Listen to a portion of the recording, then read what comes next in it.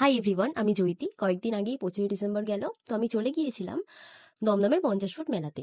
মেলাটি যেরকম ভেবেছিলাম তার থেকেও বেশি সুন্দর হয়েছে। চলো তোমাদেরকে দেখাই সেখানে কি কি জিনিস বিক্রি হচ্ছিল। প্রথমেই ঢুকে বাচ্চাদের খেলার রাইডিং, মিকি মাউস, গান শট এগুলো ছিল। তারপর সব মেলাতেই যেমন কসমেটিক, গয়না, বাচ্চাদের খেলনা ইত্যাদি বিক্রি হয়, এখানেও হচ্ছিল। কিন্তু এটা যেহেতু হস্তশিল্প মেলা, তো এখানে হাতের কাজে নানা রকম জিনিসও পাওয়া যাচ্ছিল। এখানে দেখো, পিঠে, পাটিসাপটা, দুধ পুলি এভরিথিং বিক্রি হয়েছিল। দোকানের সামনে থেকে যেতেই গন্ধে জিভে জল চলে এসেছিল, একদম মানে এত সুন্দর।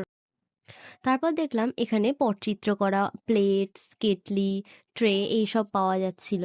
তারপরে হচ্ছে আরো আকর্ষণীয় লাগলো, এখানে কাচের আয়না সেট করা, কাঠের ওপর খোদাই করে করা আছে কাজগুলো, পেঁচা, তারপর এখানে অনেক কিছু চাবির রাখার জায়গা, ট্রে এইসবও পাওয়া যাচ্ছিল। আরো আকর্ষণীয় লাগলো এখানে এই যে বেতের জিনিসগুলো, এগুলো এখানে ইনি নিজেই বসে তৈরি করছিলেন। আর কাঠের নকশা করা এই মুখোশগুলো দেখতে বেশ সুন্দর লাগছিল। কৃষ্ণনগরের মাটির পুতুলের এইগুলোও বেশ দেখতে ভালো। হ্যান্ডমেড ব্যাগগুলো ছিল বেশ সুন্দর সুন্দর। এখানে আরেকটা ছিল ফোল্ডেবল বেঞ্চ, ফোল্ডেবল চেয়ারের মতন, বেশ ভালো দেখতে। এখানে জুয়েলারি বক্স টক্স এইগুলোও পাওয়া যাচ্ছিল, বেশ সুন্দর। এই ক্রচেটের হাতে তৈরি জিনিসপত্র, চাবির রিং ছিল, ফুল ছিল, নানা রকম ছিল।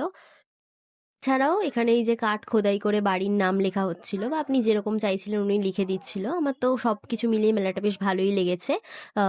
চলো, দেখা হবে আবার পরের অন্য কোনো ভিডিওতে। আজকের জন্য টাটা।